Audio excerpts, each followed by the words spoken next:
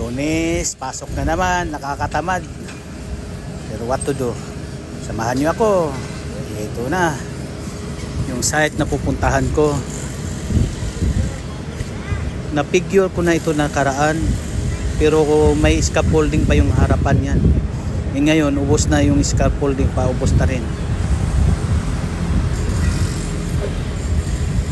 Yung sa kabilang gilid na naman ang ano nito, kumpletuhin.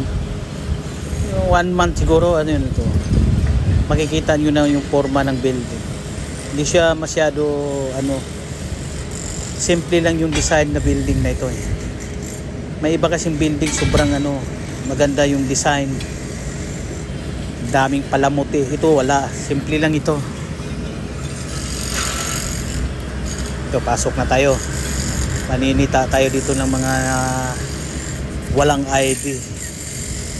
Yun lang trabaho namin dito, maninita itong mga walang ID. Pinababa ko kasi walang ano yan, mga safety belt.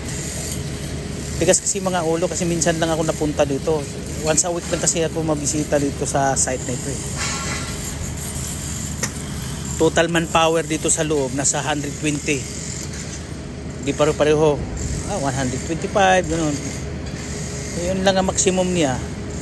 Sa bawat araw ng nagtatrabaho 125 ganun, 120, 150. Ito hagdanan. Paakyat ako niyan. Patay ng taas. Ito, nahuhuli ko, wala talagang mga PPE.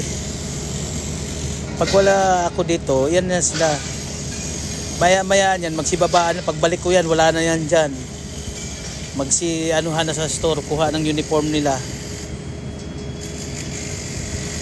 Ito naman yung loob.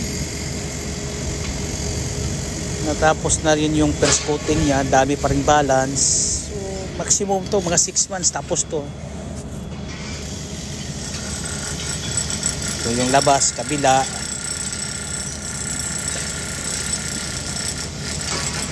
Yan, yung kabila na yan, meron na yung mga nagtira na yan. May nakatira na. At yun, bagong tayo rin. So, pasok tayo. Ito na yung sa 8th floor.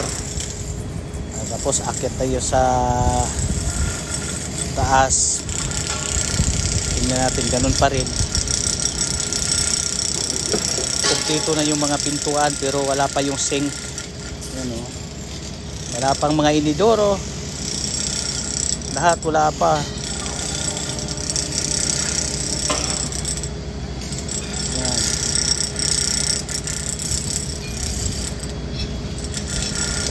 Dito na ang huli sa roof floor nito, yung swimming pool, oh.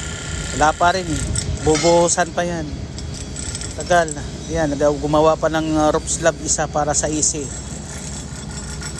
Hanggang dito na lang.